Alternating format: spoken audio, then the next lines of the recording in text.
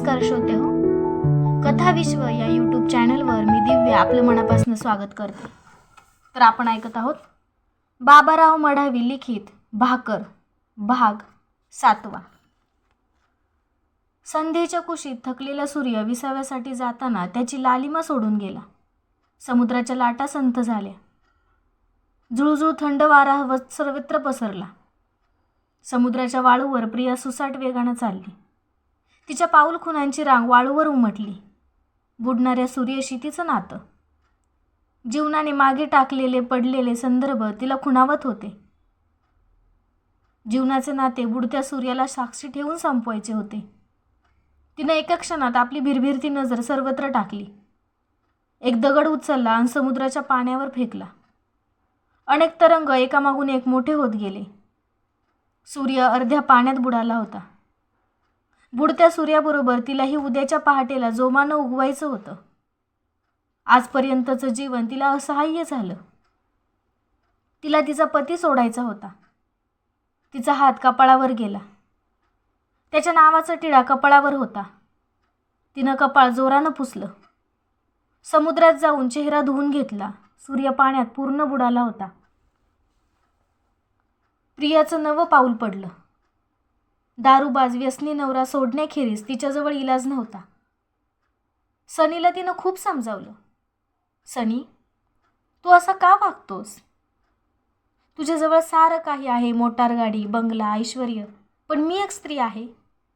स्त्रीचं समाजाशी नातं असतं. तू मला कधी बरोबरीचा हक्क दिलास का? एक पायाखालची दासी बनवून समजतोस, वागवतोस. मी आजारी पडले. तू नोकराजवळ पैशाचं बंडल देऊन तुझ्या एअर कंडिशनर ॲम्बॅसिडरमध्ये इलाज करण्यासाठी पाठवले. रात्री बेरात्री बिअर बारमधून जाऊन येतोस. मी वाट पाहायची, पण तुला त्याचं काहीच वाटत नाही. सारखं पैशाच्या मागं धावतोस. कुटुंबाला वेळ द्यायला तुला वेळ नाही. माझ्या 2 मुलांसोबत कधी रमला नाहीस. पोरं म्हणतात, मम्मी, डॅडींना आमच्यासोबत राहायला कधी वेळच मिळत नाही. तुझं मी सारं सहन केलं. परवा तुला म्हटलं विकीला कॉन्व्हेंटमध्ये टाकायचं. तू नोटांचं बंडल हातात देत बोललास, मला वेळ नाही. वाटेल तेवढा पैसा घे आणि सारं तू बघ. तुला घरी जेवायला वेळ नाही, मुलांना बोलायला वेळ नाही. तुझ्याकडं गडगंज पैसा आहे याची मला माहिती आहे. म्हणून का असं वागायचं असतं? मी तुझ्या संसाराची हक्कदार आहे. जीवनाविषयी माझ्या काही कल्पना आहेत. घरातलं घरपण केवळ पैशानं जोपासलं जात नाही. पती आणि पत्नी संसाराची 2 चाकं आहेत. तुला मी लग्न झालं तेव्हापासून खूप समजावते आहे, पण तू माझं समजूनच घेतलं नाहीस. आज तू नशा करून आलास. मी तुला समजावले. कशाला दारू पितोस म्हणले, पण तू पॅन्टचा पट्टा काढून मला मारलेस. का मारलेस तू मला? माझी पोरं येऊन मला बिलगली. पप्पा मम्मीला मारू नका म्हणाली, पण तू त्यांचेही अंगावर बळ येईपर्यंत सपासप वार केलेस. सनी, तुला घर, कुटुंब, पत्नी, स्त्री यातलं काहीच समजत नाही. माझा दम कोंडलाय तुझ्या संपत्तीत. तू पैशामुळे धुंद झालास. जीवन कशाला म्हणतात हे तुला समजणारच नाही. मला आता असलं जीवन नको सनी. तुझा आता मला वीट आलाय. मला माझं मुक्त जीवन जगायचं आहे. सनी, मी तुला फारकत देते. मी चालली माझ्या जीवनाचे स्वातंत्र्य घेऊन. प्रिया आपलं जीवन मागं टाकून बुडत्या सूर्याकडे त्याच्यासाठीच आली होती. संध्याकाळचा बुडणारा लाल सूर्य पाहणाऱ्यांची सूर्यकिनाऱ्यावरती गर्दी व्हायची. किरण दररोज येत होता. त्याच्या चेहऱ्यावरील उदास भाव त्याला लपवता येत नव्हते. 40शीच्या उंबरठ्यावर येऊन पोहोचलेला आदिवासी रूपवान तरुण चेहऱ्यावर मात्र चिंताग्रस्त दिसायचा. समुद्राच्या काठावर बसून तो लाटांना निहाळायचा. धाडधाड लाटा कोसळायच्या. बुडत्या सूर्याकडे पाहून त्याच्याबरोबर समुद्रात डुबायचा. आपल्या आयुष्याचे गणित निसर्गाबरोबर मांडून अंतःकरणाचा खेळ स्वतःच करून घ्यायचा. अशातच प्रियेची ओळख झाली. जीवनातील दुःख एकमेकांसमोर मोकळे करायचे. किरणला गरिबीने पछाडले होते, त्यातही तो उजळून निघाला. उच्च शिक्षण घेऊन जीवनाचे स्वप्न तो रंगवीत होता. समुद्राच्या लाटांसारखे त्याचे मन हेलकावे खात होते. त्याला समजून घेणारं कोणीतरी त्याला हवं होतं. किरणला समुद्र सपाटीवर चालताना प्रिया भेटली. दुसऱ्या दिवशी समुद्रातून हळूहळू कोवळा सूर्य वर आला. त्याची सोनेरी किरणं सर्वत्र पसरली. पाखरं खोप्यातून उठली.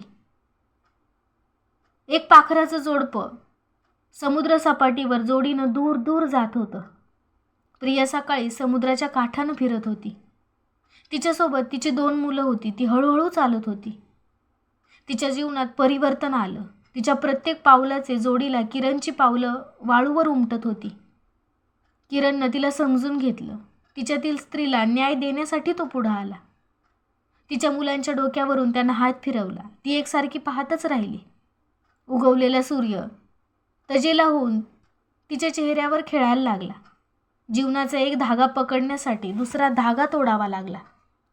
किरण तिला हळूच म्हणाला, थांब, तू झपाझप कुठं चाललीस? समुद्र तुडवायला? अशी चालू नकोस. हळू चाल, मी आहे तुझ्यासोबत. तू साथ देशील मला? देईन. अरे पण मी दुसऱ्याचं कुंकू लावलेली, ते समजते मला. तरी देखील माझा सांभाळ करशील? हो करीन. तू माझ्या खोपटात यायला तयार झालीत, यातच तर तुझा समजदारपणा आहे. आपण आनंदात राहू या खोपटात. तुझ्या अंतःकरणातली खोली मला मापता येत नाही. मी समजतोय या सारं. स्त्रीच्या हक्कासाठी लढायचं रणशिंग फुंकतोय मी. समुद्र सपाटीवर तिच्या नव्या संसाराची पावलं उमटली. तिनं आता मागे वळून पाहणे सोडून दिले. ती रोज समुद्रावर हसत हसत फिरायला येत होती. समुद्राचे पाणीही रंग पालटून घेत होते. किरण, प्रिया समुद्राच्या वाळूवर आपल्या मुलांना घेऊन जात होती. इकडे सनी प्रियाचा शोध घेत होता. तिचा विरह त्याचं काळीज भाजून काढणारा होता. तो पाणी नसलेल्या बेटातील मासळीप्रमाणे तडफडत होता. दारूच्या नशेत धुंद होऊन मुलांची आठवण काढीत होता. समुद्र सपाटीवर त्याची जिप्सी भरधाव वेगानं पळत सुटली. दारूचा घोट आणि सिगारेटचे कश मारत सुसाट वेगानं जीवनाचे गणित मांडत होता, मोडत होता. खूप प्रयत्न करत होता, पण त्याच्या हाती गोळाबेरीच काही येत नव्हती. त्याची प्रिया त्याच्या हातून सुटून गेली होती. तिने किरणच्या हातात हात दिला होता. वेगानं धावणारी जिप्सी धाडकन एकाएकी थांबली. लागलेल्या ब्रेकचा आवाज किंकाळी मारल्याप्रमाणे वातावरणात उमटला. जिप्सीची चाकं समुद्राच्या वाळूत रुतली. समोर किरण आणि प्रिया आणि मुलं घाबरलेल्या अवस्थेत स्तब्ध होऊन उभी राहिली. सनी जिप्सीतून खाली उतरला. प्रिया, कोण हा? कुठं चाललीस? माझा नवीन साथीदार. सोड त्याला, चल माझ्यासोबत. आता वेळ निघून गेली. मी स्वीकारलंय त्याला. माझी मुलं मला दे. नाही देणार. माझ्या जीवनातील आधार आहेत. अरे, तू माझ्या पत्नीला घेऊन कुठं चाललास? माझ्या घरट्यात घेऊन चाललो. माझी मुलं? त्यांनाही घेऊन चाललो. तुझ्या डोक्यात असले विचार आले कुठून? 2 मुलांच्या आईबरोबर अविवाहित असून सोबत राहायला तयार झालास? होय, स्त्रियांच्या हक्कासाठी, त्यांच्या संरक्षणासाठी.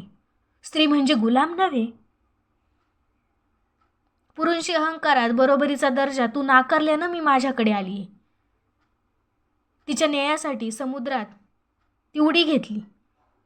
समुद्र सपाटीवर वादळ भरून आलं. या वादळात जीवनाचे मार्ग वेगवेगळ्या दिशा शोधित होते. प्रियाने सनीची साथ सोडून किरणचा हात कायमचा पकडला होता. मुलं या वादळात डोळे चोळत अश्रू भरल्या नजरेनं भिरभिर पाहत होती. खरंच प्रिया, सोडतेस मला? दिसत नाही का तुला? तू अशी कठोर का झालीस? तूच केलंस मला. नाही येणार? नाही, मुळीच नाही. मला समजायला वेळ केलास. स्त्री म्हणजे काय वापरायची वस्तू समजलास? मी हे सारं श्रीमंतीचं ऐश्वर्य कुणासाठी उधळू? अरे, माणूस का केवळ पैशाच्या हिंदोळ्यावर जगतो असं तुला वाटलं? प्रिया, मी जळून जाईन तुझ्या विरहात. आता तू जळून जायलाच हवा. वेळ निघून गेली. तू खरंच चाललीस? होय. तुझ्या जीवनातून कायमची निघून चालली. किरणनं मला समजून घेतलं. तुझा पुरुषी अहंकार आपलं आयुष्य तोडून गेला. किरण, थांब तू. माझ्या पत्नीला कसा घेऊन जातोय? तुला हवालात टाकीन. अरे सोड. धमक्या कोणाला देतोस? प्रिया माझी झाली. समजून घेतलंय मी तिला. ती जेलमध्ये माझ्यासोबत येईल. तुला माहीत आहे, माझं एक फक्त गवताचं घरटं आहे.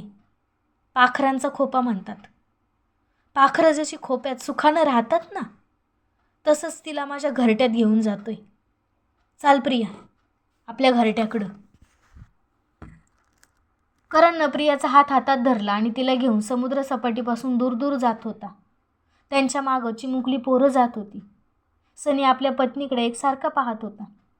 त्याची प्रिया दुसऱ्याची झाली होती. तिच्याशी प्रेमानं, हक्कानं, समतेनं न वागण्याची सजा त्याला मिळाली होती. दारूच्या शिशीतील घूट पोटात रिचवत खवळलेल्या समुद्राचं रूप घेऊन फसलेले जिप्सीचे चाकं मागे काढून तो परत फिरला. प्रिया काट टाकलेल्या नागिनीप्रमाणे ताजीतवानी होऊन किरणच्या खोपट्यात गेली होती. तिच्या जीवनात प्रेमाचा वर्षाव होत होता. तिची मुलं प्रेमाच्या हिंदोळ्यावर वाढत होती. खोपा आनंदानं भरून गेला होता. तर आजचा भाग कसा वाटला हे कमेंटद्वारे नक्की कळवा व चॅनलला लाईक करा, शेअर करा व सबस्क्राईबही करा. धन्यवाद.